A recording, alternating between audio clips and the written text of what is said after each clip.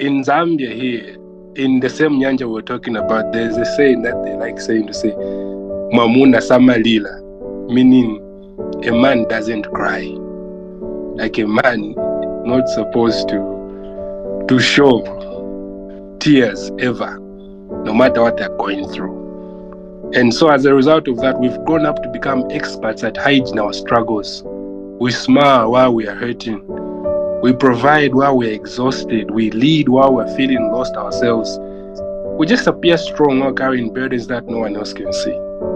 So I'm glad that to acknowledge those burdens, we're not complaining, not to assign blame, but we're here to create understanding. And yeah, thank you so much for this opportunity.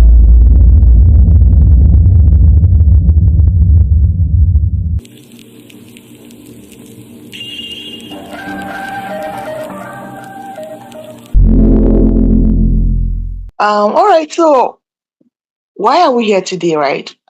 Like our theme suggests, the weight we carry.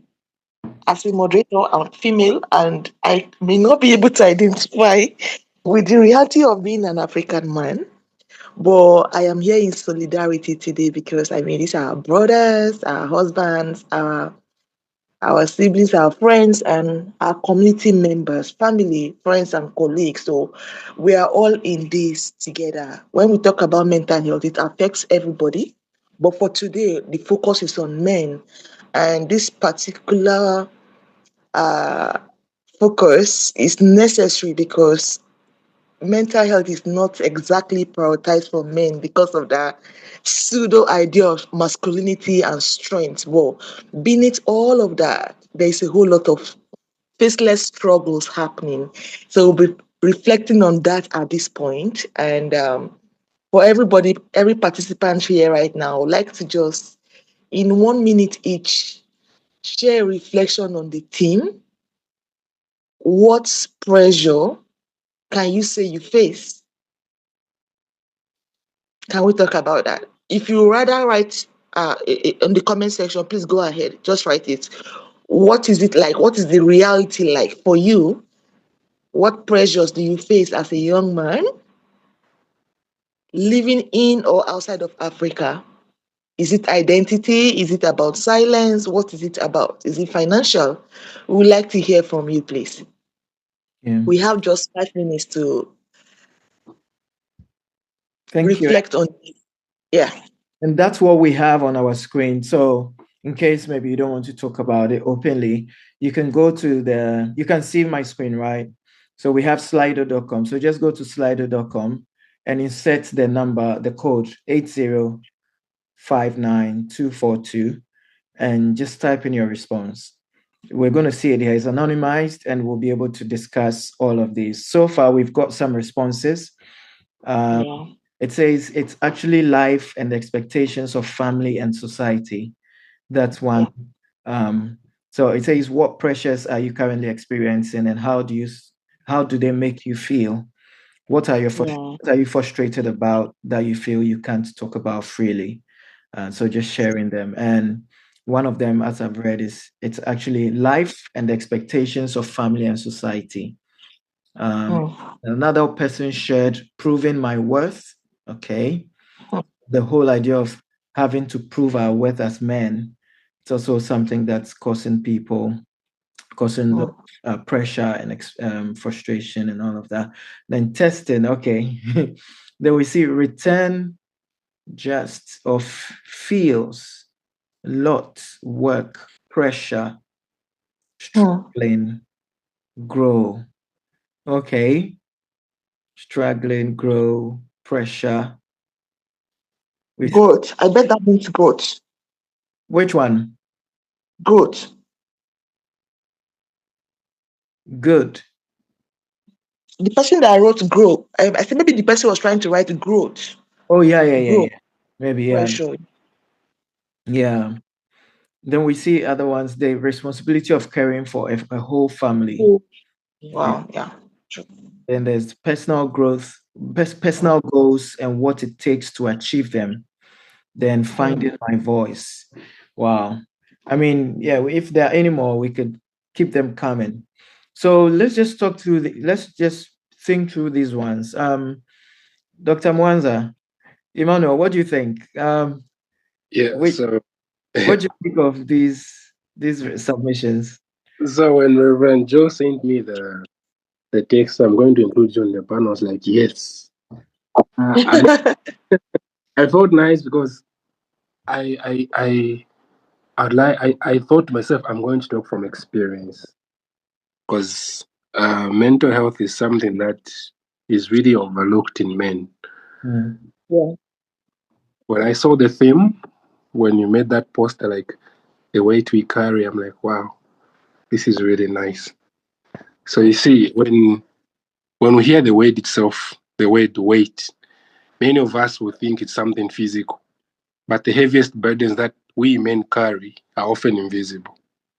You see, there are these expectations that we place on ourselves and the expectations that society sometimes places on us, like the weight of providing, the weight of protecting, the weight of succeeding, the weight of being strong when we are struggling, the weight of being the one that others depend on, like the things that you've mentioned here, the responsibility of caring for a whole family, the pressures of work, and so on and so forth. Uh, we carry as men a lot of responsibilities that begin long before even the sunrise continue and long after everyone else has gone to sleep. Some will carry financial burdens, others will carry family expectations, some will carry grief, disappointment, loneliness, trauma, or fear. Others will carry dreams that seem increasingly difficult to achieve. You know, despite these burdens, we have been taught to remain silent in society and to keep moving, to endure, to suffer quietly. In in Zambia here, in the same nyanja we're talking about, there's a saying that they like saying to say, Mamuna Samalila, meaning a man doesn't cry. Like a man not supposed to show tears ever, no matter what they're going through. And so as a result of that, we've grown up to become experts at hiding our struggles. We smile while we are hurting. We provide while we're exhausted. We lead while we're feeling lost ourselves. We just appear strong while carrying burdens that no one else can see. So I'm glad that to acknowledge those burdens. Yeah, we're not complaining, not to assign blame, but we're here to create understanding. And yeah, thank you so much for this opportunity, guys. I'm really grateful to be a part of this. So powerful, powerful. Wow, amazing. Thank you so much. Yeah, I mean, let's. Thank you, Ray, for allowing us to be on the panel. So I'm just gonna pick into some of the words that were like put in the brain dump. What pressures are you currently experiencing, and how do they make you feel? What I'm seeing is not a lot of people talked about how it made them feel. It's easy to talk about the pressures and never really how does it make us feel, because we have been taught that our feelings are not valid. A man is supposed to be strong. He's Iron Man, for example. And to be honest, growing up, I always saw my father as he's the bank, he is the sports field, he's everything. I never saw him break down like that. So I'm seeing this one that says that personal goals and what it takes to achieve them. I think it's a little bit hard for a man in the context of being a father. We forget that they also have goals of their own. It's not just to take care of the family, to buy the next house, to buy the next car. Where sometimes if you actually sit down, you're like, oh, I wanted to be a chef, for example. We're like, wait, what? You wanted to cook, you know? So it's small things like that that they wanted to do. For example, I wanted to go to the movie theater, or I want to go fishing, or I want to travel. So I think it's just giving grace to people, saying that you're allowed to have your own personal goals outside your family, outside your friends, outside your workspace, and you don't have to wait for finances to be in order for you to actually start having those personal goals. So that one really just stood out to me. Then the next one was finding my voice. It's it's giving me like contradictory thoughts because a man is always supposed to be heard. In the way I grew up, a man is someone you listen to. You can't disrespect a man. So it's almost like a, how does a man want to find their voice? Because you guys were already given a voice before we even grew up or something like that. Now I'm realizing that maybe finding your voice isn't in the you must listen to me or in the control. Maybe it's about I'm going through things and I just need you to listen to me and I just want to feel heard. So that one I'm still kind of debating finding your voice because it's most men in leadership positions. Whereas I'm like, isn't it females that are supposed to be like we're trying to find our voice, you know? Yeah, so that's my 2 cents on those two brain dumps that I wanted to pick on. Powerful. I think the issue with finding my voice, and sometimes it's not, I like the perspective you've come from that. Yeah, it appears that boys or men have all the power, already.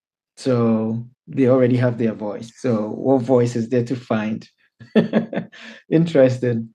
Or maybe the person who sent this could also be saying that maybe finding expression for maybe their desires or their dreams and stuff like that. Maybe it's from that angle as well, and not maybe just the physical voice or authority, but authority in today's economy or in today's world. It's not really that authority is linked with resources, and power is linked with money and wealth.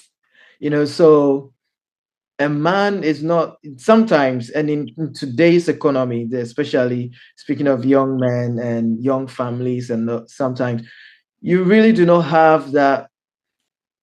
Young men may not feel they have that power or that authority in that sense if they don't have the resources, to manage the home, or they don't feel they have enough resources to take care of themselves and others.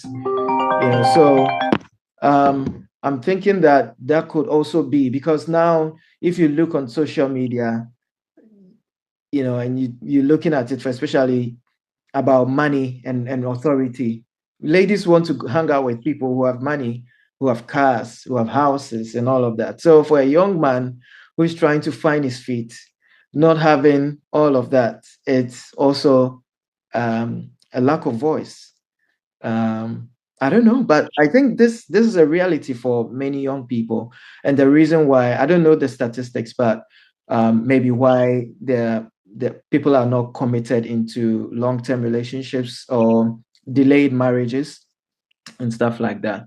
But we are here to discuss, so the floor is open. Whatever you are thinking about it, but thank God, I'd love to hear your perspective on this as well, or any of them. Women becoming more vocal about their preference of how stable, economically stable they prefer their men to be. And in the midst of such economic downturns, on personal observation now, I've observed it has led to a lot of resentful young men who feel like whatever these girls are, the standard they are painting, I am not up to par, and they choose hate in return. And you see a lot of bloody comments against women, name calling, slut shaming, and at the end, those that are making those comments are those that are not economically empowered. Those that have the money, you don't see them online bantering and insulting the young women who are vocal about their preference for rich men and all of that. And generally, I feel like it has caused a lot of chaos. But I will take another approach and look at the aspect of grief. Ours is a society where young boys are not allowed to cry. A little boy fights with his older brother or sister, and the next thing, why are you crying? You are a young boy, you shouldn't, no, you are a man, you shouldn't cry. And he grows up that way, thinking, I'm not supposed to cry. Then he keeps or bottles up all that emotion until, because he's human and he has to find an outlet, he will choose his fist to do the talking. It starts to punch anything and everything. Then he later gets married, and the wife is saying, "Why do you keep quiet? You don't talk about anything. You just bottle everything in. I'm here for you." When all his life he was raised by women who told him that he wasn't supposed to cry. So I feel like men sometimes don't even know what they're supposed to do. Growing up hearing "don't cry," now you're married to a woman who is saying, "Can't you just show a little bit of emotion? Why are you always so hard?" So it's such a complex situation, and I am also happy we are having this conversation. Whenever I have a friend who loses their dad or their mom or a loved one, I always tell them, like, if anybody tells you not to cry, don't believe them. Cry, you are human. If men are not supposed to cry, God will not create men with tears in their eyes. Let it out. Grief is allowed, is expected to be expressed, then Mm. get over it. But when you keep bottling things in, eventually there'll be an outburst that can lead to death or even somebody landing in the hospital or something like that. So that's what I think, really.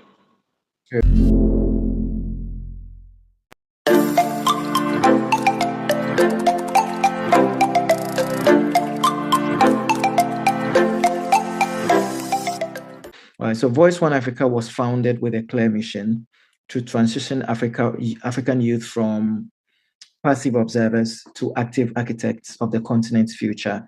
And we do this through dynamic civic advocacy, decolonial education, and high impact capacity building, like our EDP for Africa, Entrepreneurship Development Program for Africa, and a new program that will be launched very soon, the 10-year life planning program, Echo Our Dream 10-year life planning program. It's all set up on our website, and people have started registering. So those who are interested can just go to the voiceoneafrica.org and start registering as either facilitators or mentors or as participants. So these are the kind of programs we deliver. It's not just conversations, but real tools, funding pathways, and strategic support that empower young people to execute meaningful change. And our vision is bold: a liberated, unified, self-determined generation of African youth driving systemic change, ethical governance, and economic equity. Right? We believe in an Africa that commands an equal voice on the global stage, an Africa where the continent's wealth and dreams come alive for its own people. We believe in an Africa that commands an equal voice on the global stage. Right. Voice One Africa is a nonpartisan youth movement committed to dismantling systemic limitations and placing the power of self-determination back into the hands of the youth, the continent's largest demographic.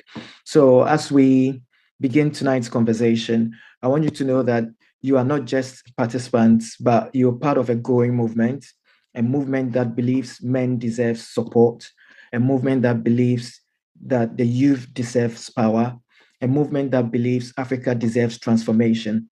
And if you feel aligned with our mission, you can go to our website. You're welcome to go to our website and become part of our membership. Just go to the website, the membership page, and subscribe, become a member, register to be a member, and that'll be it.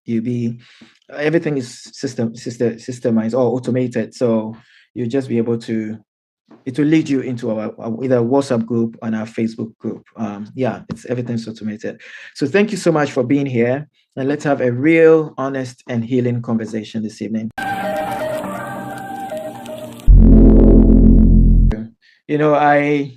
I'm in here. I'm volunteering my time with an NGO, and they have a studio. So I manage their podcast studio, and so we've currently been hosting a particular podcast about men. And so, this person is for his podcast, Boy. He's bringing in renowned men like movie actors. He's bringing in authors. He's bringing in people who are on TV and stuff like people who are renowned. Then he's asking them questions about the boy, their childhood. And it's so amazing as you listen to them how the man they are and how their boyhood or their childhood has impacted the kind of person they become. In terms of uh, their in different ways, So it's one of the questions he keeps us. When was the last time you cried? And I think I'd like to ask that. For all of the men here, when was the last time you cried? Emmanuel, when was the last time you cried? Guys, you can refer to me as Joe. I'm very happy with that, please. I don't remember, Joe, the last time I cried. Crazy. Yeah. Thank God you're back. Yes, I see you're muted. Please feel free to to share. Okay, thank you very much. I think there are expectations even from the day we're born to when we become a man. There are expectations from the family, expectation from our culture, expectation from the society. You know, and most time those expectations defines who we eventually becomes. It shape our identity, you know, as a man. So we embrace that reality based on what has been said by society and the standard, you know, that people have shaped. You know, different expectation. Men used to be the provider. Men are to be strong. You know, those expectations are set, but I think beyond those expectations, for us as man or as men, what is most important is to build resilience. Because like I always say, nothing means anything to you except the interpretation you give to it. So how do we go beyond societal expectation so that it doesn't shape our identity? You know, whether you're a man or you're a woman, we are all human beings. You understand? And that's the way, you know, God sees us.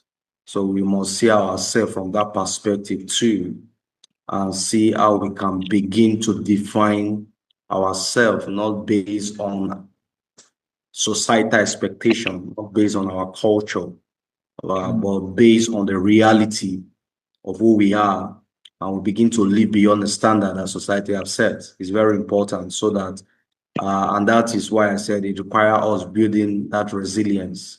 Resilience simply, you are forging and moving forward in spite of adversity.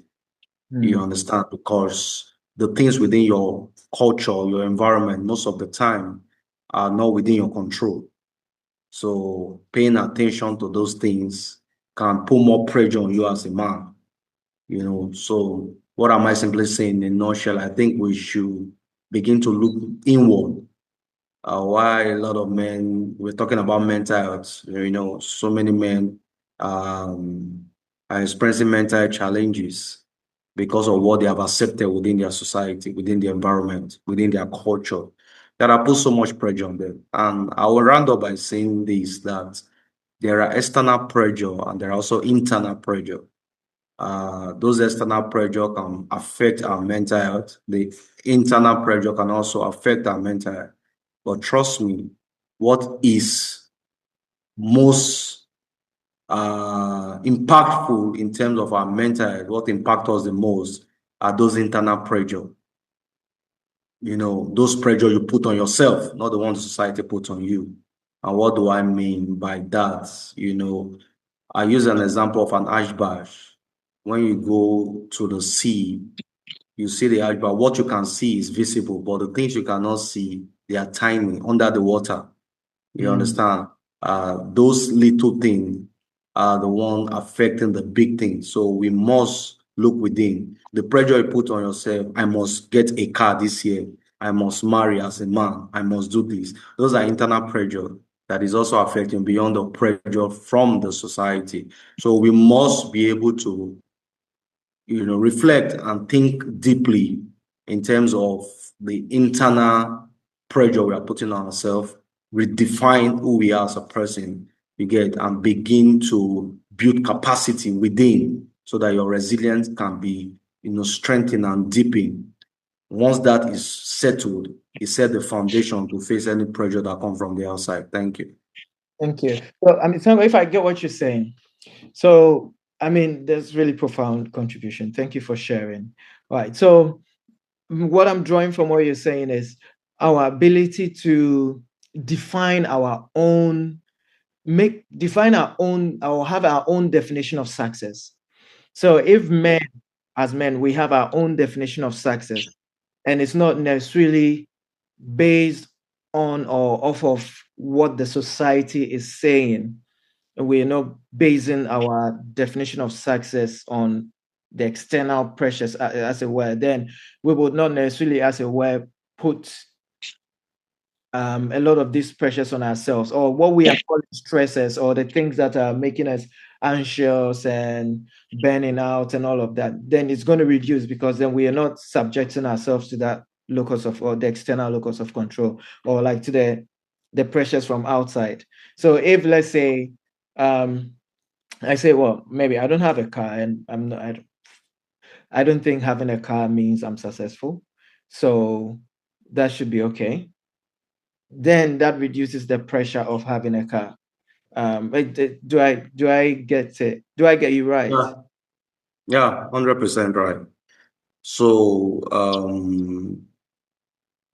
what make us to burn out, what make us to have anxiety, depression, is most of the time what we are first and foremost used to define as success, what society has put as a standard of success. Success is who you are, not necessarily what you do or what you have.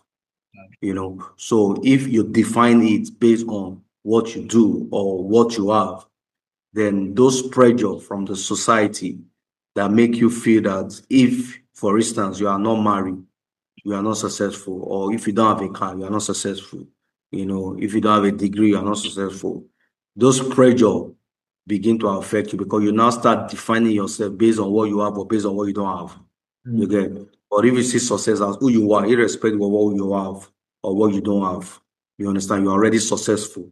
Those things that they call success, you are working towards having those things, but that is not what defines you as success. Before you get those things, you're already a success. You understand, or a successful person. So it will change your perspective, and it will reduce the pressure that you put on yourself, because most time those external pressure is what now begin to define the internal pressure that we put on ourselves based on societal standard. Yeah. But as men too, we achievement is like a very big thing for us. I mean, this is an open conversation, guys. Let's just feel free and talk about it. Achievement, when I turned 40, I went through a period where I was doing a lot of evaluation of my life. And I know we've talked about the midlife crisis and all of that. But I went through that period where I felt I had not achieved anything, so I spoke to friends. I spoke to friends and stuff like that.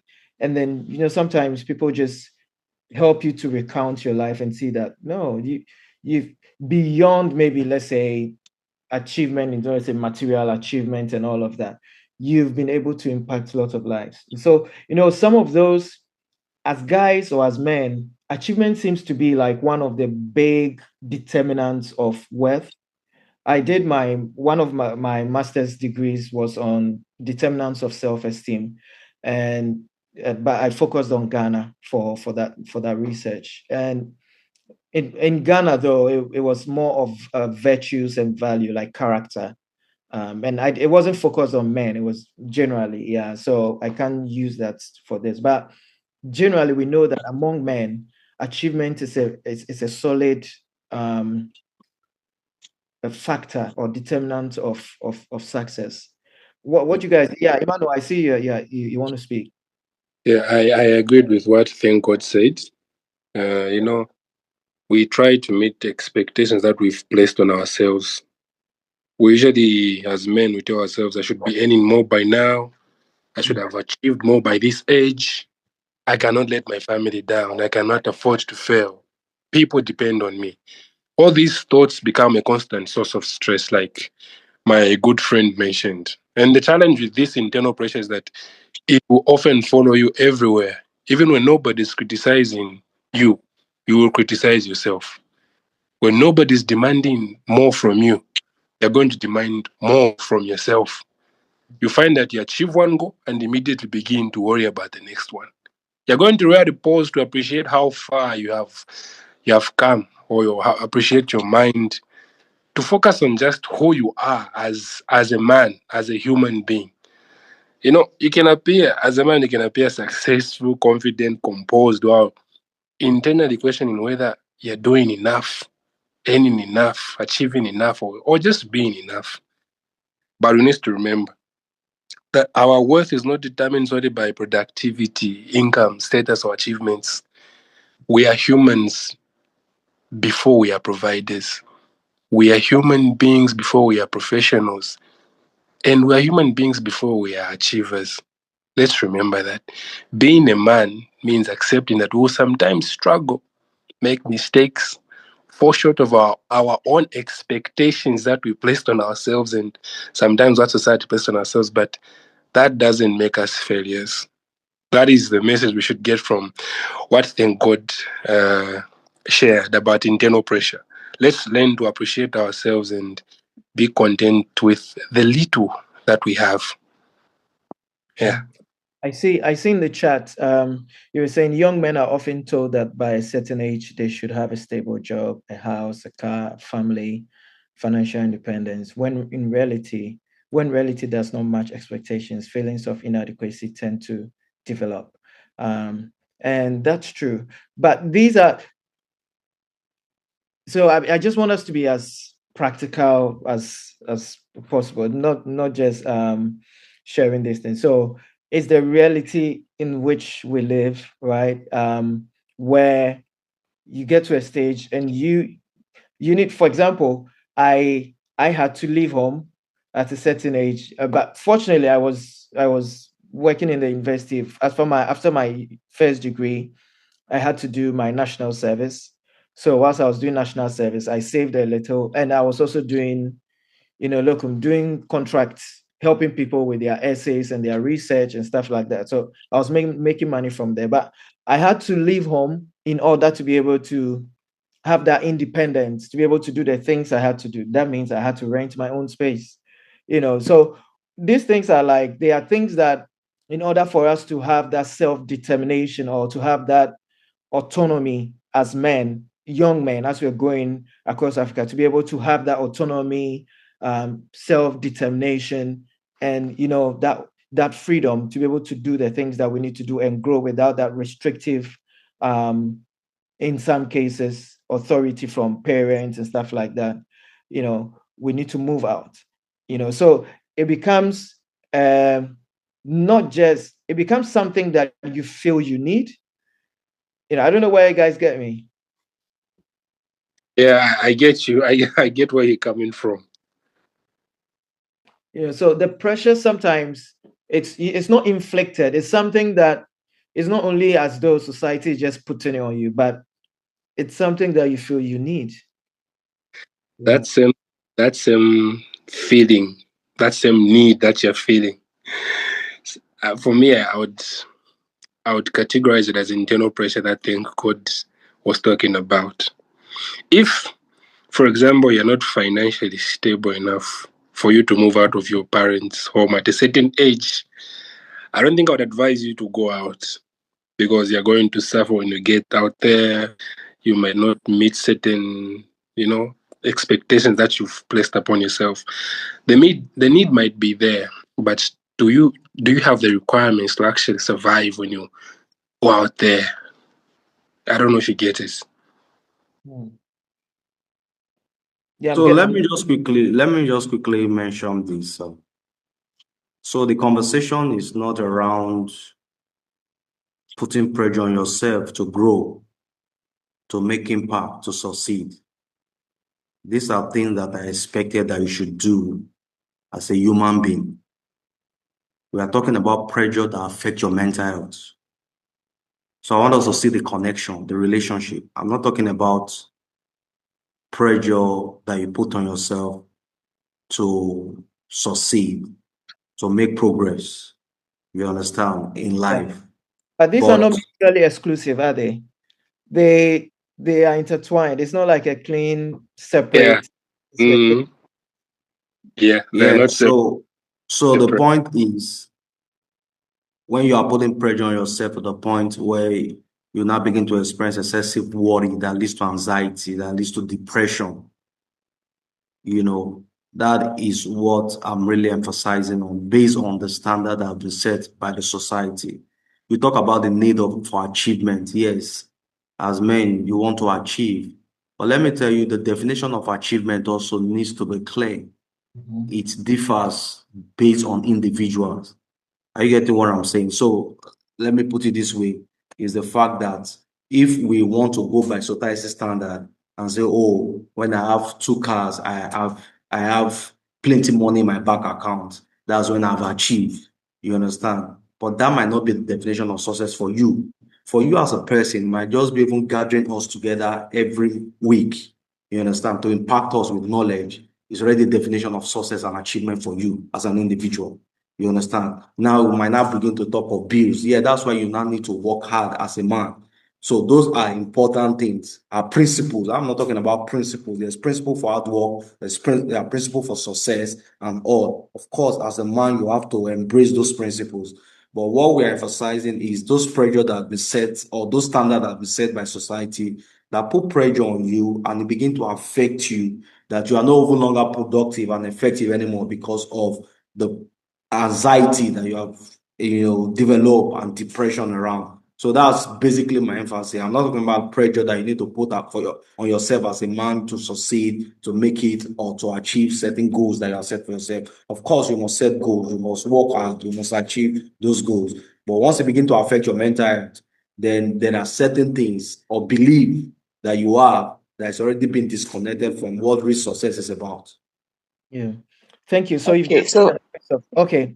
yeah, Yeah, Linda. I it will look like he's already diving into his presentation for the night. Let me So let I me think introduce him. Yeah. just So you've heard the yes, voice of thank God, Ocheho, and he's going to be he's speaking. He's an expert, and he's speaking on the science of mental health distress and how we cope.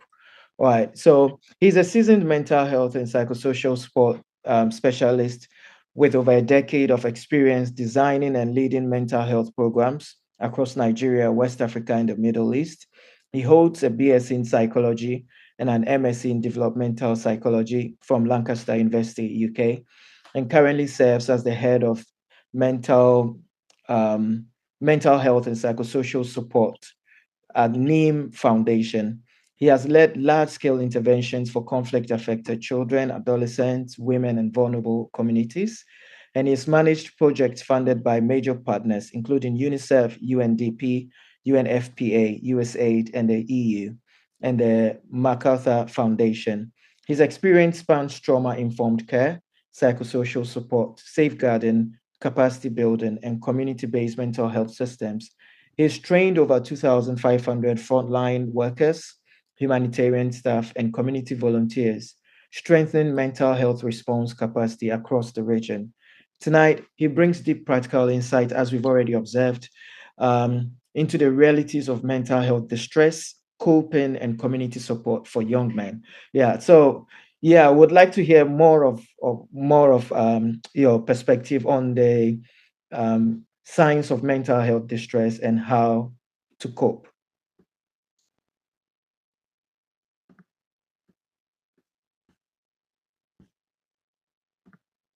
Thank you, Sandy. Are you there? Thank you very much. Okay. Can I go ahead? Yes, please. Okay, thank you very much. Thank you for the opportunity. I'll try not to take much time. I've just been told to have a conversation around um, mental health, especially that affect men, the weight we carry, young men, pressure, and mental well-being in Africa.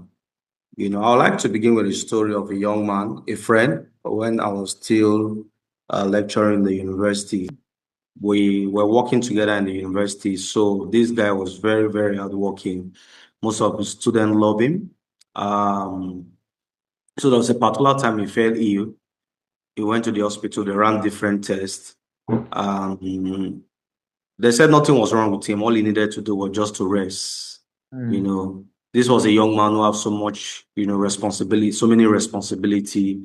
There's that family pressure on him, paying so many bills, but it was accumulating so much stress. on his body. So when he went to the hospital, they told him he needed to rest. He went home, he rested for one day. He was still feeling not too good, but he came to the office, continued to work, keep marking Wow. scripts of the students. Unfortunately, after 2 days, he died. It was a painful death because it could have been avoided. But what was diagnosed, according to the doctor, was accumulated stress, which started to affect his health. All he did was he just slump and die. So there are weights young men are carrying. There are weights hidden weights that is difficult for so many young men to share, and that's why this conversation is very important for us to know that not all wounds bleeds. Some wounds wakes up every morning, go to work,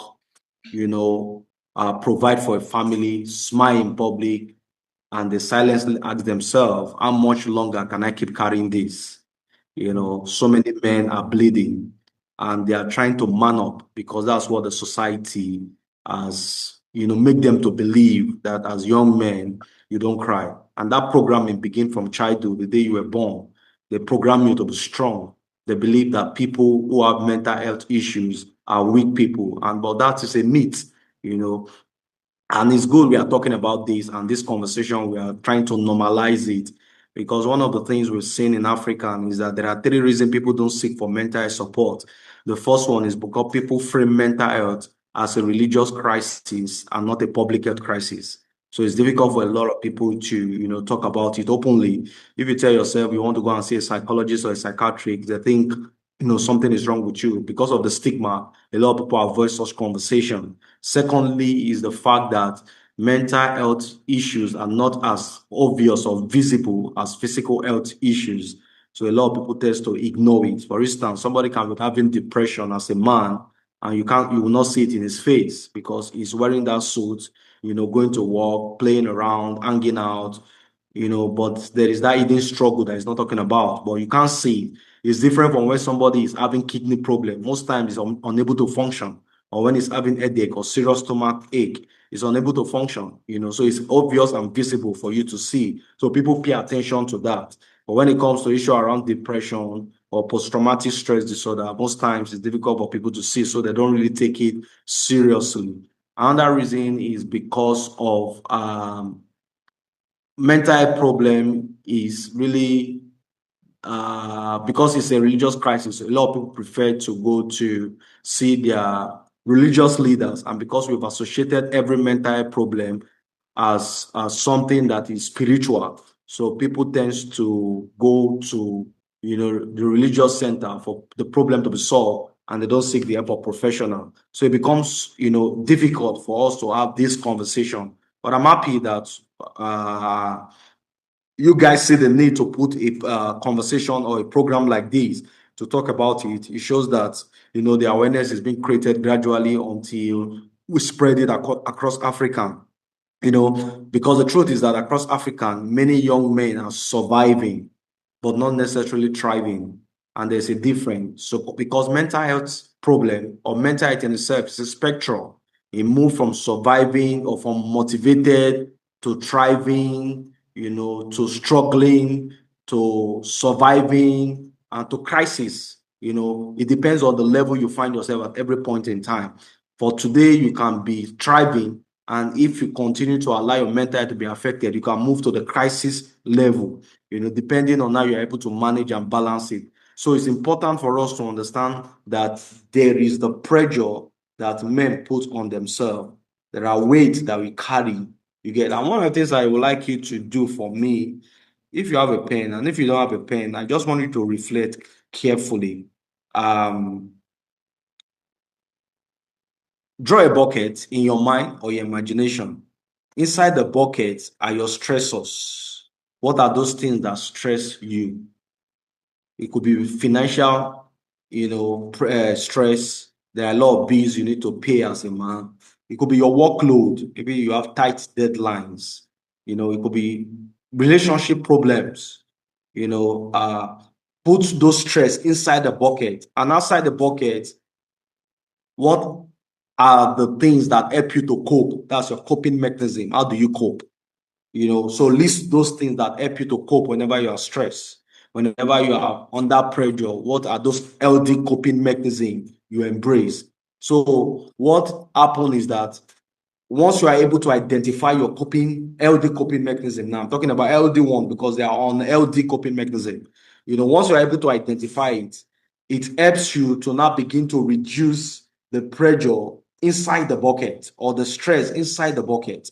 Because if you don't, that stress, once it begins to overflow, it will lead to burnout.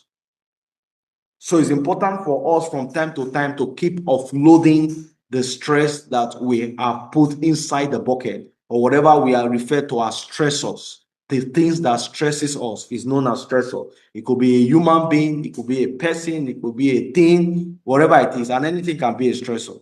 So it's important for us to have that conversation. So many people carry invisible wounds, and that's the truth. They suffer from silence because they have been taught that real men do not cry. So because they have been taught that real men do not cry, a lot of them suffer from silence, things that they cannot say. But today I want to challenge that belief. Real men actually cry. And like Esther said earlier on, is the fact that if God does not want you to cry, he won't have given you a tears gland. So because you have emotions, and those emotions are expected to be expressed. You understand? So once you are carrying those burden, you must let them out. You see, there are outlets, whether you want to talk about it or you want to cry or you want to dance those things off, whatever it is, know your outlets. Because the truth is that the more you suppress those burdens, they become negative energies. And negative energies will not function well in your body. They become toxic that affect every part of your body. And that is why research have shown over the years that accumulated stress, prolonged stress, has been connected to cancer. That people who have gone through accumulated stress over the years for a long period of time, they are prone to having cancer. So it's important for us to be able to talk about this as men, understand the realities that we face as men, the pressure that we put on ourselves, because men truly put a lot of pressure on themselves. We as men are under pressure from multiple directions. What society have, set, the standard they have set for us. So imagine carrying 4 bags as men. One bag is money. You are thinking about money. There's the money problem. Another bag is family. There's the family problem. Another one is culture. Those cultural expectations and realities that have been set for you even before you were born as a man. You understand? Or before you were born, when you were a boy, the standard has already been set. You grow up and you meet the standard that already been set for you, and you begin to live those standards and define your life based on those standards. There's a limit to which you can carry.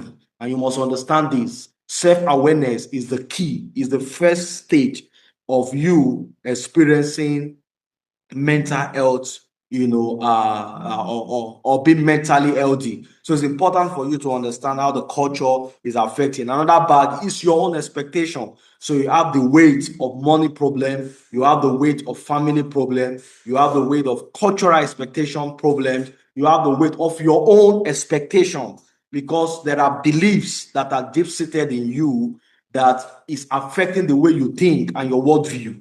And because of that, there is so much pressure on you. So imagine yourself carrying these 4 heavy bags every day, moving around with those bags. The weight definitely will become overwhelming. You understand? And once it become overwhelming, it start killing you gradually. You start having high blood pressure.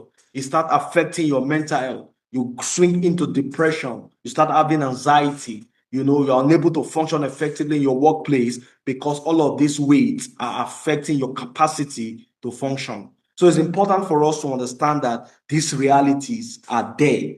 We are being, constantly under pressure. Constantly under pressure. As one problem is being solved, another one is coming up. There are certain expectations that people have of you as a man, especially when you are not the firstborn child as a man, certain expectation becomes so high and extremely high, So there's that pressure, there's the economic pressure across Africa, across Africa, masculinity is still strongly connected with being the provider. We believe that you must be the provider. You must provide no matter what. Even if you have a woman that has money, you are expected to provide. You are expected to be the protector. You are expected to be successful. You understand? As a man, that is a standard that has been set, is there. You get, so people strive on a daily basis to live up to that expectation. And the reality is that when employment is now scarce, many men begin questioning their value.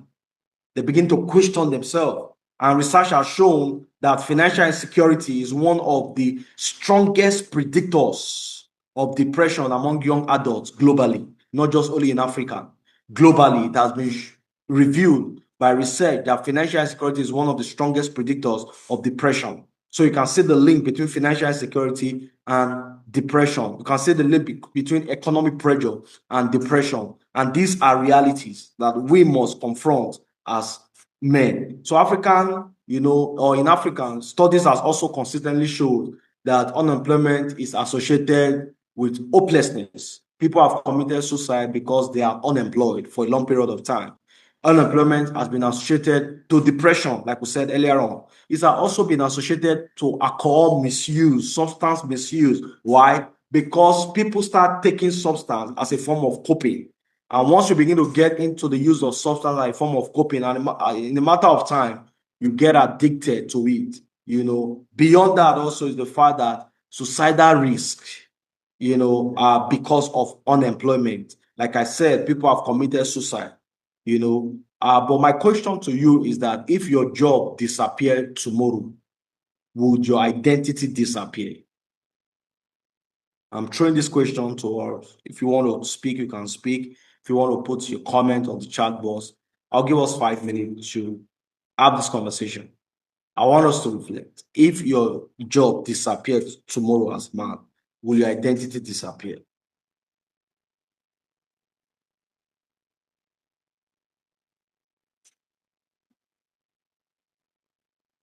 Do you want us to respond? Yeah, if you want to. It's really deep. Yeah, that's a very deep question. It's a very deep one. For me, I've consciously not tied my identity to my job, or because what I've come to believe is you spoke about self-awareness and the ability that whatever I need is within me. So yeah, I've always had that deep consciousness. But like this is a very deep question. This is a very deep question. Thank you very much for that. So it's something I just put there for us to reflect, to think about as as men. Are we been able to associate our identity to our job? So there's this story that who you are, your identity is very important. Where do you get your validation from? Is it from the things you have? And once those things are not there, do you still feel yourself as a human being, or you feel worthless? You understand? These are conversations, these are things you need to think deeply about. What makes you feel relevant? What makes you feel useful? Is it because of the things you have? So once those things are not there, who do you become as a person? So we need to begin to think about it deeply, as men, because I'm saying this because most of us men, our identity is attached to our job. It's attached to the things that we do, our success, our achievement, the things that we have, So there's that social pressure also. Many boys grow up hearing, don't cry, be strong, man up, they tell you, undo it, that you can do it. These messages do not eliminate emotions. Don't cry, be strong, man up, and do it. It did not eliminate emotion. What they simply do is that they simply teach boys to hide their emotions. So when they are going through that emotion turbulence, instead of them to express themselves, because they have made them to understand that as men, you don't cry. You are not supposed to be expressing, you're supposed to undo it. So they suppress and hide their emotion. They hide their feeling. In psychology, we call it restrictive, emotional socialization. Restrictive emotional socialization, when you begin to hide your emotion. No, so instead of expressing emotion, many men suppress them. Suppression increases, and once suppression increases, it leads to, stress hormone. Or suppression increases stress hormone. It increases anxiety. It increases depression once you begin to suppress your emotion, because you are not expected to suppress emotions, especially those negative emotions. They are not good in your body. They don't make you to function effectively. Like I said, they are negative energies, and negative energies spread around through your body until begin to cause different illnesses that you don't expect. There's also the family pressure. Of course, many young men are expected to provide for their parents, provide for siblings, for their wife, for children, for extended family. Sometimes before they even build their own lives, they are expected to provide for others, and this put a lot of pressure on them.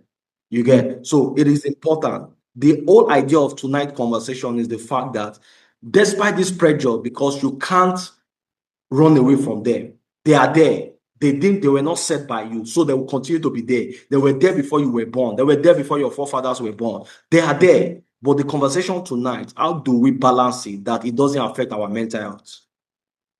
Because in terms of the pressure, you can't pray away the pressure. They are going to be there.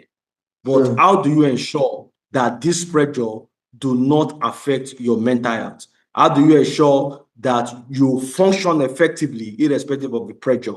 How do you ensure that you forge ahead in spite of adversity? That is the conversation that we're trying to have tonight. That is important for us to understand that this pressure exists, but we must build our internal capacity to face the pressure irrespective of what it is. There is also the success pressure.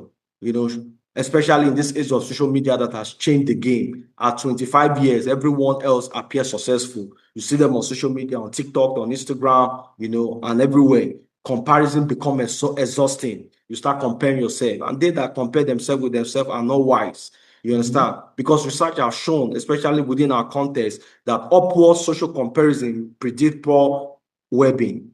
You begin to experience poor well-being because you are comparing yourself with other people. Oh, this person has this one, you want to have this thing. This person has bought a car, I want to buy a car. This person just built a house, I want to build a house. All of these things they are good to have them. But once your motivation is defined by what somebody else has achieved or has not achieved, it becomes a major problem. Because how long will you continue to use other people's standard of success to define your own standard of success? You must be able to sit down and define your standard of success and begin to work towards it. Within the African context, we are faced with conflict, with displacement, political instability, inflation, climate, disaster, so many issues around. One thing we must ask ourselves is what pressure as men weigh most heavily on young men or on you and where you live? Which one? Is it political instability? Is it the financial pressure? Is it inflation? You understand? So there are struggles men hide. Pressure creates hidden struggles. There are struggles we hide that we can't even talk about, that we can't share with anyone. There is that hidden pressure. There is that pressure that creates hidden struggle, because not all distress looks like crying. You understand? There are some distress that you are going through as men, because they have told you men don't cry. You don't cry, but you express it in a different way. Instead of crying, what do? You just keep working nonstop, engrossed with your work. People say you are a workaholic, but sometimes workaholic is a trauma response. You are only responding to trauma because you don't want to cry, so you channel all the energy into your work. For some people, they've channeled it into anger, into withdrawal, into substance use, into perfectionism, into silence, into different things. They channel their emotions because they don't want to express them. And once you don't express them, you always look for outlets, and that's how emotion work. Men are going through stress. Stress in itself is not the enemy. What is the enemy or what is the issue is chronic stress. And once you go have stress like that, your cortisol increase or is elevated and once it's elevated, people begin to experience poor sleep. You start forgetting things easily. Every little thing begin to irritate you. You start having high blood pressure, burnout, loneliness. And research has shown that men often have fewer emotional supportive friends than women because they don't have people around them that they can connect with. Even when they have friends, they hardly have anyone to talk to. They truly don't have people they can talk to around them as men because they don't want to be vulnerable. They don't want to be. Men have not really learned. Very few have learned to be expressive. They don't want to be vulnerable. So it begins to impact on them. So they start expressing loneliness and so on and so forth. So for men, depression always look different. For some, they might be saying, oh, this person is having anger problem, but that anger problem might be hidden, depression. They can say, oh, this person is withdrawing from other people. It might be a sign of depression. That is why depression in men is often missed because they don't know that this man is having depression because of the front he has put forward. He has made us to see things that does not look like depression, but deep within is depression that the person is battling with. Sometimes we experience burnout. It happens when the demand exceeds our capacity to cope and it stayed in us for a long period of time. But irrespective of this, there are supports that we need. The truth is that we need support as men because healing rarely happens in isolation. We need that support. And we must look for support system. When men say they are fine, what might they really be feeling? Because we find it difficult to talk about the issues that we are going through, but we need to be supported. We need healing. Men needs to be supported. How can men be supported? Men need safe friendship where you can open up and talk. Nobody will judge you. That's what we mean by safe space. You are free to talk and say anything. You won't be judged. Men need places like that. Family matters. You understand? Families are also part of your support system. You can't grow in isolation. So family matters. Instead of asking, why are you weak? Ask, how are you really doing? Compassion can reduce shame. And it's important for us to show compassion. And you can get that sometimes within the family system. Communities matters also. What community do you involve yourself in? Is it in your church? Is it in your mosque? Are you in any youth group? Are you a leader somewhere? In your workplace, do you have community? All of these things matters. Because we are not created to function in isolation. We need people. People are very, very important in our journey to a healthy mental life as men. Also, we need professional support. If you need to seek help, seek help. Seeking for help is not a weakness, it's a strength. You get. If you need to see a therapist, see. If you need to see a psychologist, a psychiatrist, see. If you need peer support, there are helplines you can call. Don't be shy about these things. They are very important for your health. As I begin to close, I want us to look at this framework that can help men to be supported, and it's called the RESTORE framework, which acronym is known as RESTORE. RU start for recognize your emotions. Learn to recognize your emotion. Name what you feel. Name it. Research shows that emotional labeling reduces emotional intensity. Once you are able to label your emotions, it reduces emotional intensity. Another thing you can do is to exercise. Even if it's 30 minutes of walking every day, can improve your mood. So learn to exercise. Sleep well. Protect your sleep. Sleep is part of emotional first aid. Sleep is good for your body. It's good for your system. The T is to talk. Learn to speak with someone you trust. Silence can multiply suffering. So we need to learn to talk, learn to be expressive. The O is organize your life. Break overwhelming problems into manageable steps, something you can manage. Small wins can help you to rebuild hope. That little wins, celebrate them. And the R is relationship. Invest intentionally in healthy friendship. Connection is protective. Learn to connect. Learn to build relationship. And the last but not the least is E, engage with purpose. Purpose buffers stress. Volunteer. mentor people, serve, build something meaningful. You understand? All of this will help you. As I begin to close, in terms of us to reflect tonight, is what burden have you been carrying alone? You don't have to carry it alone. I repeat, what burden have you been carrying alone? You don't have to carry them alone. As part of key takeaways from our session tonight, I want to say that strength is not the absence of emotion. It is the courage to face it. Asking for help is a sign of wisdom, not weakness. Mental health is part of overall well-being. Healings happen through connection, not isolation. Every young man deserves a safe space to be heard, supported, and valued. Let's learn to onboarding as men. It will help us. The strongest men are not those who never fall. The strongest men are those who recognize when the load is too heavy. They reach out for support and keep moving forward with others beside them. Thank you very much for this opportunity. Wow. This is amazing. It's deep, deep, deep loaded. Indeed. Wow. That's solid. That's solid. Thank you so much for sharing. Before you go, I mean, if you can, yeah, before you go, all of us, I'm just going to put out a question, right? If there's a message, if you could tell a young man going through a hard time one thing, what would it be? And I'm going to open the floor. We'll start engaging with his presentation and also with this question. So, if you're going to tell a young man going through a hard time one thing, what would it be? Yes, and then if you have any questions for Thank God as well, you can shoot. So, yep, floor's open. Adetola, you're welcome. I see you engaging in the chat. Okay, Adetola is not ready.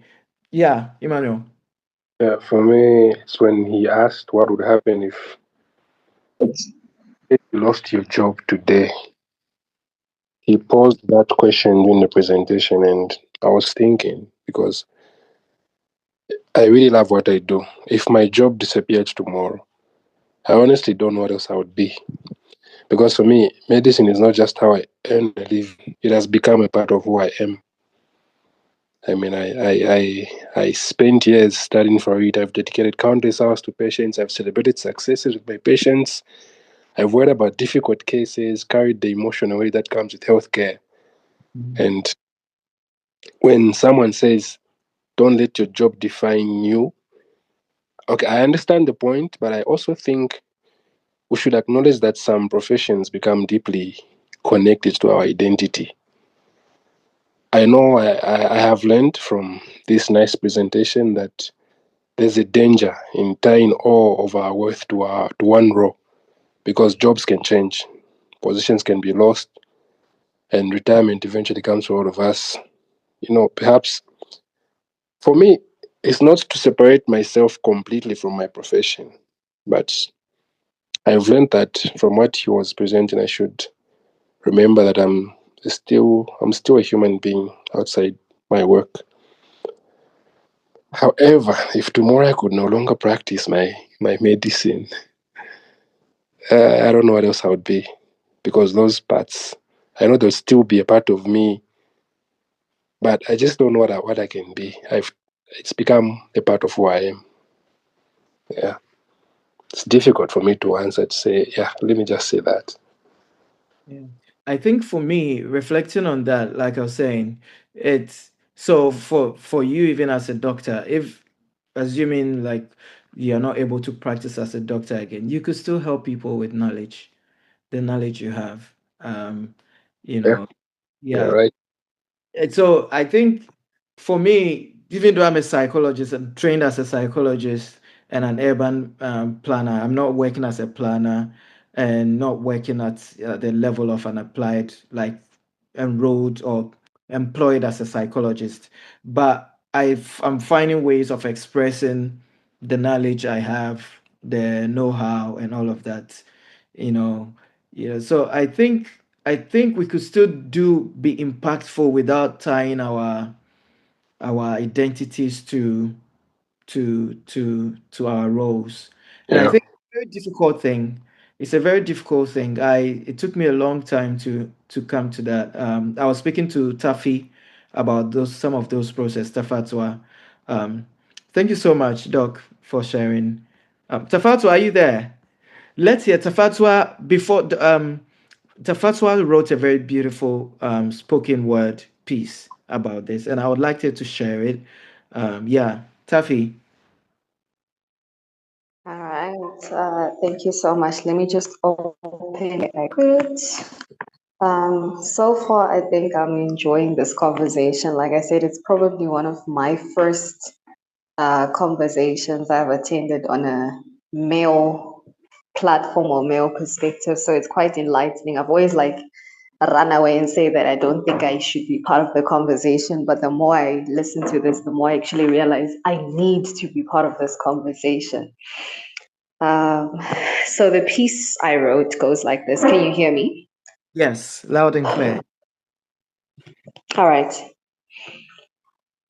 The first time I saw my father cry was at a funeral. Yet a silence fills the room long before that day.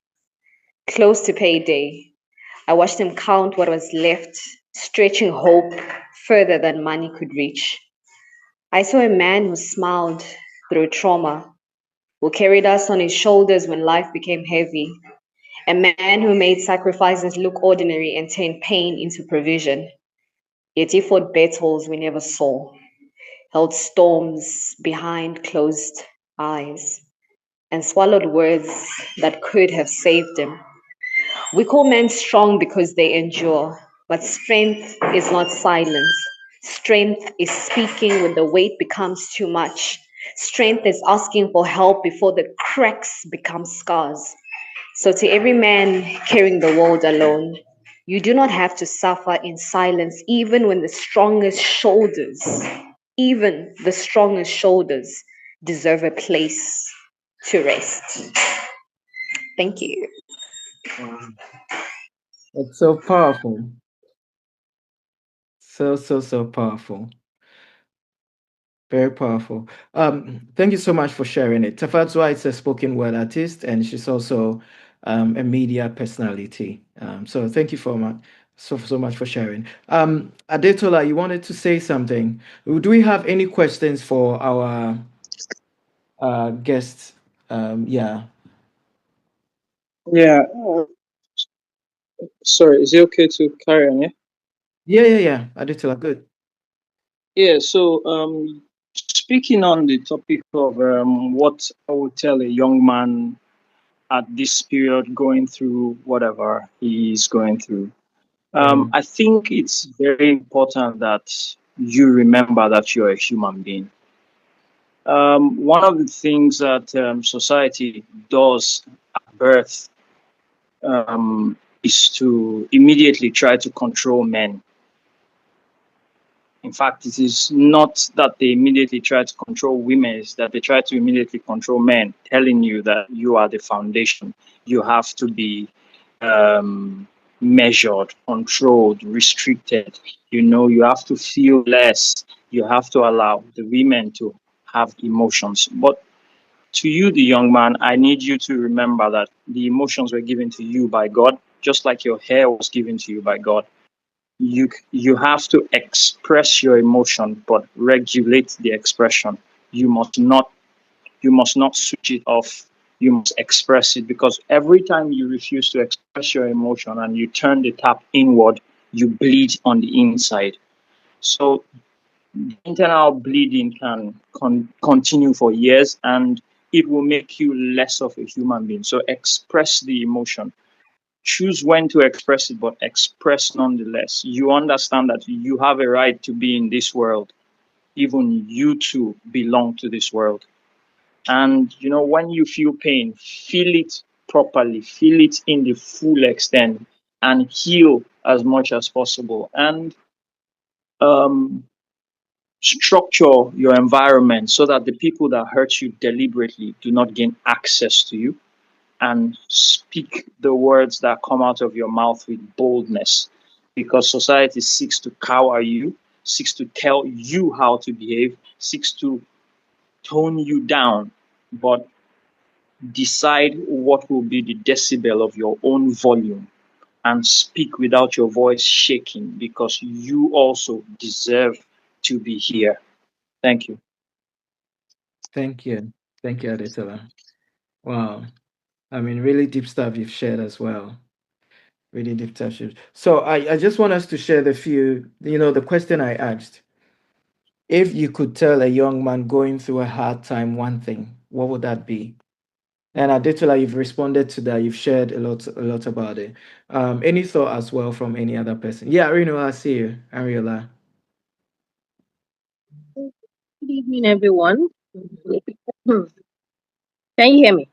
Yes. Okay, so when I saw the topic, I was quite interested actually. I'm married to a man and I have three boys, so you can imagine I'm the only female in the midst of boys. And for my siblings, I think we have boy, more boys in the family, very few ladies. So, and I also believe that we all come from a family that is made up of both male and female.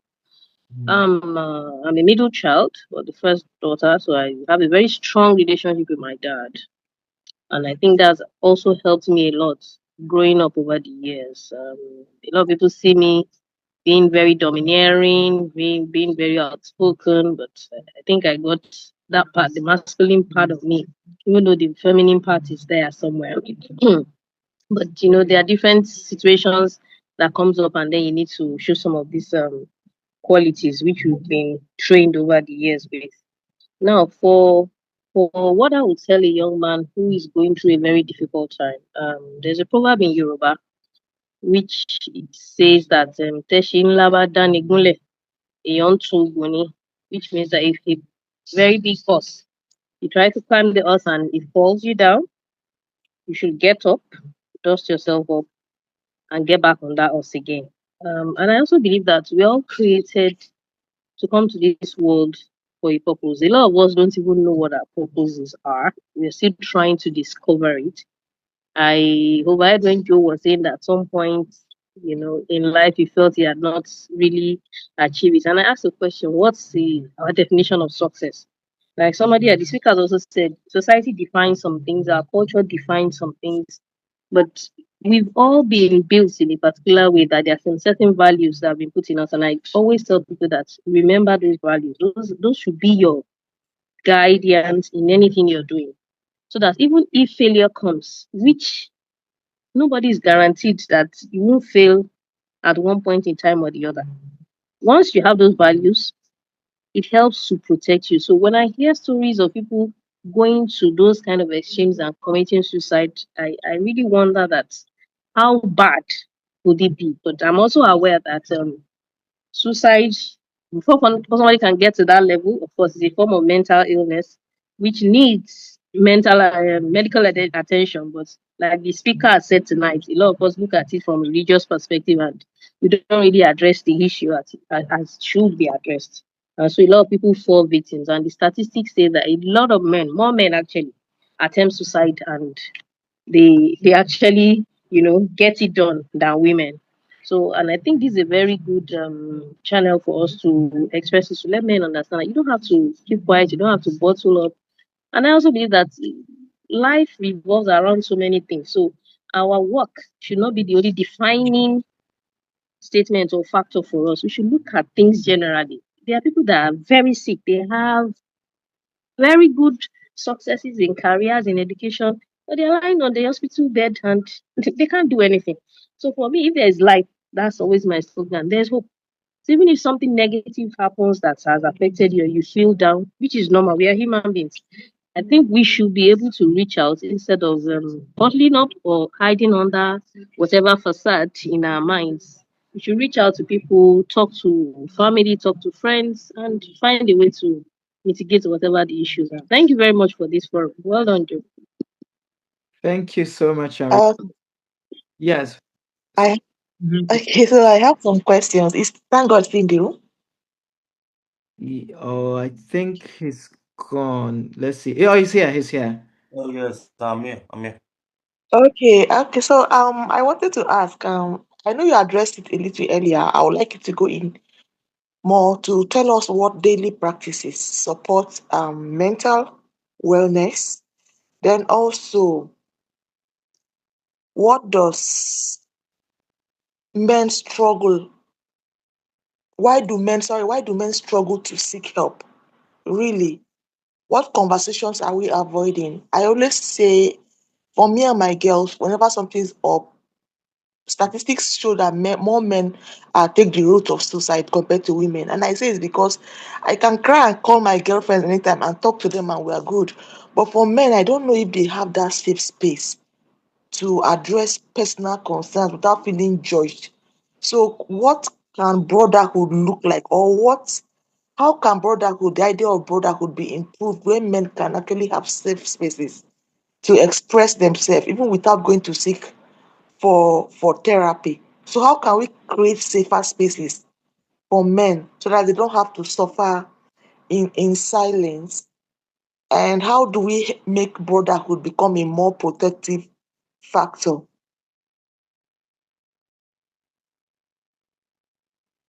Um, Yes, I think it seems you have asked so many questions in one, but let me just answer those ones Okay. I can Okay. remember. First and foremost is the fact that we talk about daily practices. So I believe that positive messages, first and foremost, when you wake up, inspire your mind with positive and motivating messages. It helps, you know.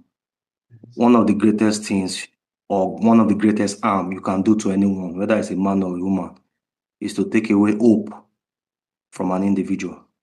Hope is a Mm, currency that keeps us moving and keep us going. The reason why you are alive today is because you are hopeful that certain things are going to change in your life very soon. The moment you take away that hope, that's when people start moving into depression, and in the long run, you commit suicide. Why do people commit suicide? Because they feel that they are not looking forward to anything. So it's important that we inspire our mind with positive messages. If you are a religious person, you want to inspire your soul, your mind, something that keep motivating you. That is, it will enhance your mental health. Secondly, is the fact that we'll talk about exercise. It's good to mm, improve your mood. It can be a coping mechanism for some. That is also something positive habit that you can engage in. Support system. You want to be around people also beyond you just listening to positive message, but you want to be around real people you can open up, people you can laugh with, people you can play with. Those support system, people you can talk with and they will not judge you. You get that also will help. You get so from time to time. And the thing about it is that this age of social media, you don't need to be with the person physically. You can video call the person. You understand? It's an mm, habit. Once you have those, maybe you just have 5 people around you that every day it will go around. At least let me even call this person, and the person you talk inspired you, it uplift the load or remove the load, the burdens, that you already carry. That's an habit you can develop, and also you want to ensure that you set meaningful goals. This is another thing that people don't pay attention to, but they don't know how it enhance their mental health. When you set a goals around something you are passionate about, that you love, it gives you joy that you are doing it. Some people, why you see them that they are mentally stable and emotionally stable, is because they are consistently engaging in what they love. That in mm. itself is a joy giver. You understand? That inspire their mood, that motivate them. They look forward to it every day, doing something that they love. You know, these are just some of the things I can mention around daily mental health, habit that you can do. There could be more, the list is not exhaustive. Yeah. Secondly, is the fact you talk about why do men find it difficult to be able to seek for help. First and Mm, foremost, using our climate as an example is a cultural thing. We've been programmed to believe, like I shared earlier on, that men should man up, men should be strong. So men now find it difficult to talk about their mental health problem. You understand? That's one. Two, our society is highly hierarchical. You get where most people in leadership are men. You get so because they are leaders, because they feel that they are men, they are the head. Why should I be talking to my problem to other people? You get, I don't want them to stigmatize me. I don't want them to feel that I'm weak. You get, so they rather cover up and not open up to talk. You get, so that is also another problem that we find ourselves. And because of expectation that society have also set for men, there are certain things you can't just go and tell a therapist or go and tell people that your wife is beating you. You understand? Or that your wife insults you. You get, they will look at you and say something is wrong with you. They're going to insult you. You get, so people will not want to open their mouth to say talk about such thing. You get, so people rather prefer to men rather prefer to keep quiet and not talk about it rather than to go on. And again, because we don't have too many support system for men, we have a lot for women. How many programs do you see that men come together to onboarding to talk about their problem? So we don't have too many support system for men. That is also another reason why they are not, open up. And last but not the least, whether we like it or not, men has ego. You understand? It's also part of the reason why they are not seeking for help. They will rather solve their problem by themselves than to go out there to seek for help because of the ego that always play out in men. You get, so they believe that seeking for help is a form of weakness, and it's women that are supposed to be doing that, or they are the one that do that. So we should not, be doing that, because they believe that when you go and seek for help, it's as good as you crying. You understand? And it's women that should be crying. When a woman is crying, people don't see it as a sign of weakness, but when men are crying, they see that. So all of these things put together is one of some of the reasons why men are not really seeking for it. Thank you. Thank you so much. Thank you. I took note of everything you've said, and I have two last questions. I know our time is really up. I would just like to know how, like, what does, as I'm speaking as a female now, what does support from a female look for a man? How do men want the women in their lives to better support them? And also, what do we watch out for as signs that a male friend, is in crisis, even if they are not saying anything? Mm. Okay, first and foremost is women's two things. Try to be observant and be a good listener. Okay. There are things there are things your man will say, and there are things your man will not say. Men they are not as expressive as women.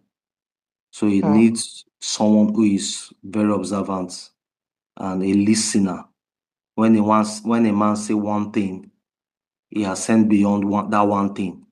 So it takes someone who is actively listening to know, because you can't provide support if you don't listen. You can't provide support if you are not observant. So before you even dive into providing support, you need to be observant. So once you're able to observe, you will know, because communication is not just verbal, there's non-verbal communication. There are things the man is saying and there are things the man is not saying. So pay attention to his body language also, as part of being observant. And this also connects to the second one, how you can support as a woman. Beyond listening and being observant, reduce the burden by actively helping. So once you know, for instance, let's say, oh, he is financially struggling financially. He didn't tell you, but you observe, you listen to some statement that I made. Being proactive is going further and say, okay, if I can support, how can I take this burden away from him? That is what men need. Women that can take away the burden. You understand? Now, that does not mean, I'm not talking about men who are lazy, who are looking for what we call soft landing, looking for women that can come and take up all the burden of their life. That's not what I'm talking about. I'm talking about men that, this one, they are very hardworking, focused. They are, vision driven, purpose driven, but it's just that, of course, they are going through one or two challenges. So those two things, two ways I feel you can support the men around you. And the other one is the fact that you talk about men around you. I think I can still say the same thing. Just be observant. I think you just be observant. Except if I didn't get that second question very well. But I know you're talking about, how do you support men that are around you, right? Yeah, and then I Yes. said those also in the presentation. Like, Mm, Linda, if I'm not mistaken, talking about like how mm. do you know if your man needs support? Like when they are withdrawn, they get themselves so much into work that they are not yes Yeah. they are out of rhythm. Maybe he's become a Mm. bit more withdrawn, or he's become a bit more workaholic. It's become like you see that this person there's something wrong. Yeah. Oh, what do you think? Yes, what you just Joe, what you just said, I also agree. In addition to what he highlighted, he Yeah, still falls into being observant and paying attention to the signs yeah. that something's off. But then it will now be how do you get him to speak out? Sometimes they might not believe a woman is will understand.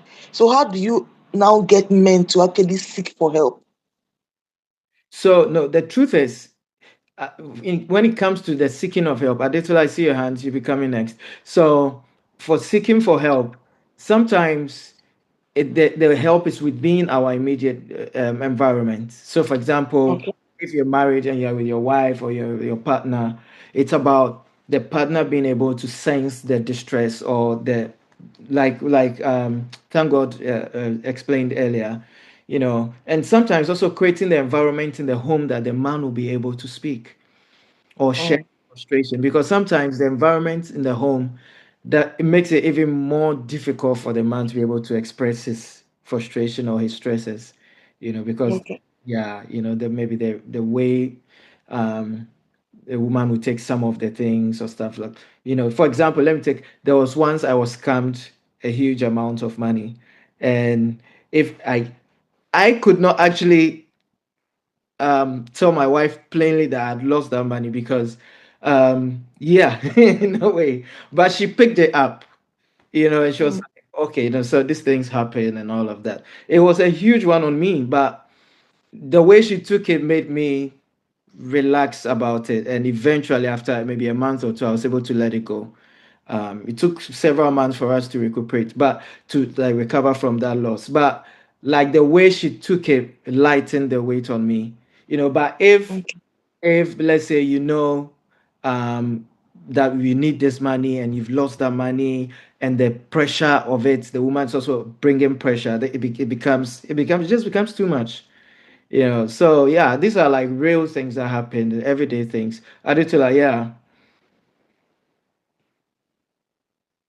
Thank you.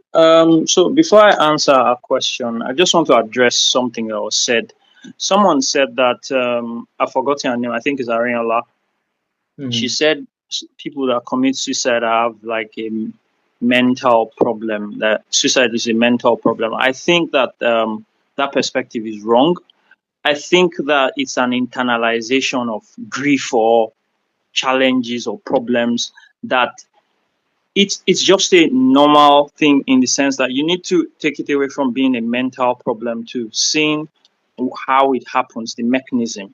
Because the mechanism is, I have, as someone who does massage, for example, I'll give a perspective from a pain management perspective. Now, if you have pain that you don't address, the pain sits there and waits. So if it takes you 15 days, 3 months to address a particular pain that you feel in your body, the pain waits for you till that time. And by the time you address it 6 months time later, the pain is worse. So what most men do is that because society and most cultures, and this is across Africa, Europe, and all over, do not allow men to express. They say, oh, and they use all kinds of methods. Oh, you are behaving like a woman, which makes it look as if being a woman is a terrible thing. Or men do not need to express. You don't need to cry. You need to be strong. You need to hold it together. All of that. They tell you basically you do Mm, not have the permission to express this pain that you feel so that you can get the solution to that pain. And when you turn the tap inward and the water is leaking inside, after a while, the pipe will burst, right? So that's exactly what happens. So more than you seeing it as a mental situation, you see it as societal cage being created for men, and that the men who eventually do not open up their mouths and speak up, they look at themselves as if that is the only way left. That's that covered. Now, about how a woman can encourage a man to speak up and how she can provide help. Now, it's a two-edged sword. Now, because in some situations, men speak up to the women and the women cannot deal with it. Because for a woman that is used to seeing a man as strong, when the man exposes himself as being weak, some women are confused. They don't know what to do in that situation. Like, I'm used to you being all put together. Now you are looking like jelly. Like, so what do I do now? Because this is not how I've seen my brothers, my father, and all the men in my life. They've held it together. That's number one. And sometimes some men will argue that when you open up yourself to a woman or you become vulnerable to the woman in that sense, she will see you as less, as inferior, because now you look like, quote and unquote, a woman to her. That's number one. But the thing is, how the woman can succeed in helping the man express is by creating an environment where he feels comfortable to speak to you, knowing full well that he will not lose the respect and the honor that you have for him. Because if I know that if I come to you and tell you things about me that where I feel like I'm at my weakest, and you're going to flip it at some point and take it and use it against me, or use it to make fun, or use it to demean me, I won't do it.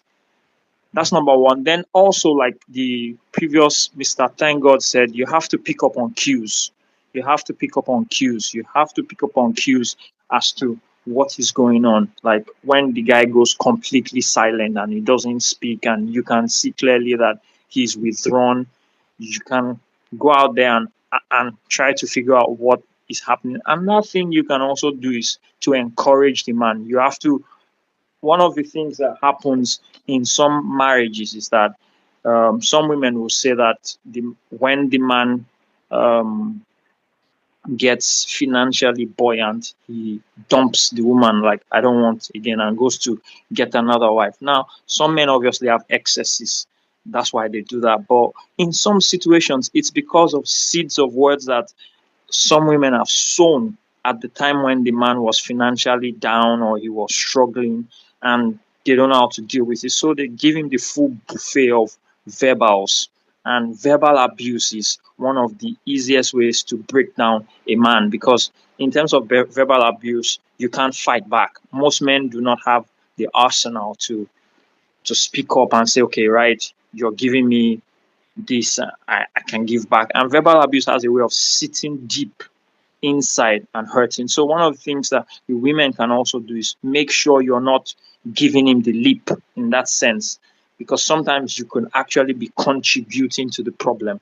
But instead, you're building him up, you're encouraging him, and you're letting him know that this situation, however difficult, whatever challenge you're going through, it will not last, and I'm here with you. And another way you can also help is by supporting financially, because some men feel like they are left alone. I mean, the support system that the woman should be in terms of responsibilities, they just dump all the responsibilities on him. And if he feels like he cannot bear the responsibilities anymore, he starts to break down. And sometimes the man is looking at the woman on the other side like, but I thought you were supposed to help me, but oh, I'm here to be taken care of and be a baby girl and all of that. And he's just looking like, what am I dealing with here? So these are part of the things. At times when the guy is clearly vulnerable, when he's struggling, maybe financially, emotionally, it's an opportunity to make him comfortable, like to express what is happening on his inside. But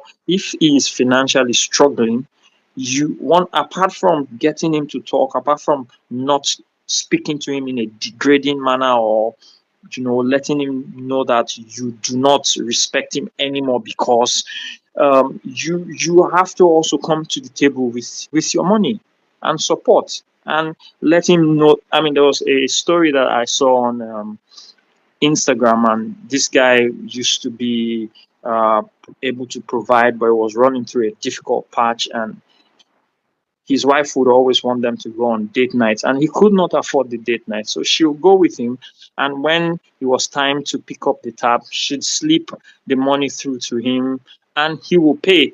Now, him being able to pay still, despite the fact that he knows that she was the one that gave him the money, still restores his confidence and keeps everything private.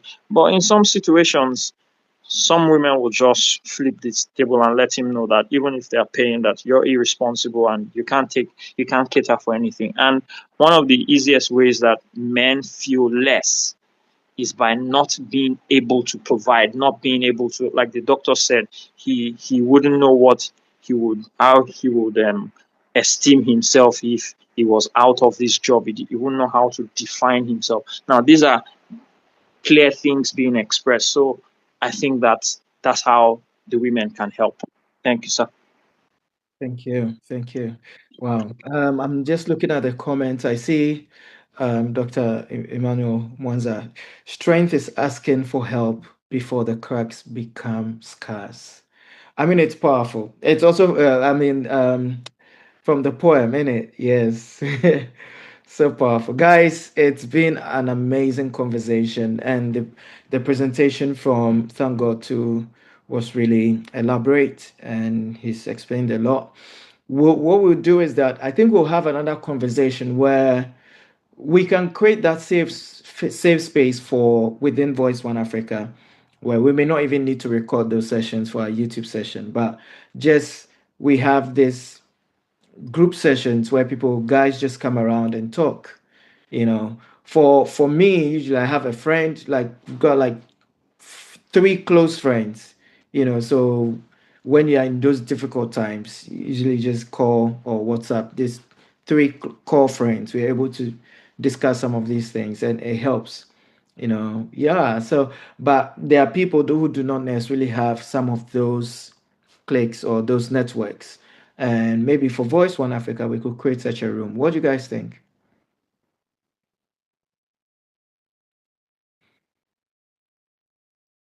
As we drop, we bring the session to an end.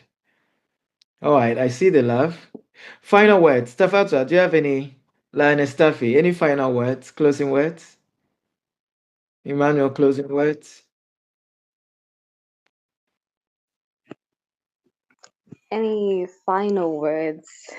Um, for us to have more conversations like this, to create safe spaces, I think maybe in your men's circle, to be able to speak without being judged, to be able to listen and be heard. And I think for us females also to not be so centric and be like, it's all about me. And for us to actually be able to take time to find out how's our brothers doing, how's our fathers doing. I think I'm just gonna. There's a time which I was actually asking my dad. I was asking him about financial questions. I'm like, every time I see you, you look like you've man, And then it's like it might look like it, but there's so many responsibilities that I have. Because I'm like, if milk is finished, we expect him to do that. So I think for us to kind of chip in, even if it's the smallest thing, even if it means milk, even if it means sugar, something very insignificant goes a long way. And to also start having conversations with people close to us. And I know that one of the ladies did say that sometimes open up to family members, but sometimes it's not always easy to open up to family members, open up to someone you trust. Sometimes it's your colleagues at work during lunchtime, or it's at school, or it's at board meetings, or wherever it is, a place where you feel like if I share this, I'm not going to find it on a Zoom meeting being broadcasted at work or something like that. So I think the one thing I've learned is to take time to understand why a person is acting a certain way and not to just prejudge. And there's a story that one of the panelists said, and I think it's to rest and not wait for your body to give up before you can actually take time to rest, because unfortunately we are replaceable. So yeah, thank you so much. And I think so far we've spoken about the suicide and stuff like that, but the fact that many men die, the men die earlier than the women, it's like it's a proven fact across the world. Men die very early, and the women live longer. I guess it's part of the stress that we carry as men as well. Dr. Mwanza, any final words? Then we close. No, people have said most of what I wanted to say, and I just want to say that we should remember asking for help whenever we feel weak, because we are human. And as we live here today, let us not just simply continue carrying the weight. We gave, the weight we carry was a very good discussion that we had, and so let's not continue carrying that weight going from this discussion. We should learn to share it. We should learn to support one another. We should learn to build communities where no man feels he has to suffer alone. And thank you so much, guys. And I hope we all live a little bit stronger, a little bit wiser, and just a bit more willing to help carry each other's burdens. Yeah, thank you. Thank you. So, guys, do you think maybe if we do this men's group thing, like a support group, we just come together to talk, and it's not going to be on our YouTube or channel or anything. Just come and we talk about or what's happening and the troubles and stuff like that. Maybe for like 30 minutes, 45 minutes, and we just shut it down and everybody goes their way. Or we find out if there's any support people can offer, whatever. But beside that, just the ability to share the burdens of everybody's hearts or something like that. Do you think it's a good idea? I think it's a good idea. I'm up for it, and I strongly support the idea. We'll try and see. We'll try it and see, and then we'll see what happens if it works. All right, guys, thank you so much for being here, and it's truly appreciated. This is going to be on our Zoom, our YouTube channel, and I urge all of us, if you've not done the official registration to be a member of Voice One Africa, please go to the website and then voiceoneafrica.org and go to membership and just fill the registration form. And you some of us are already on the WhatsApp platform, but we're joining the Facebook page, which is a closed page. So just follow through and then everything. We're trying to streamline everything. Yeah. Cheers. Thank you. Bye-bye. Bye. Bye, everyone. Bye.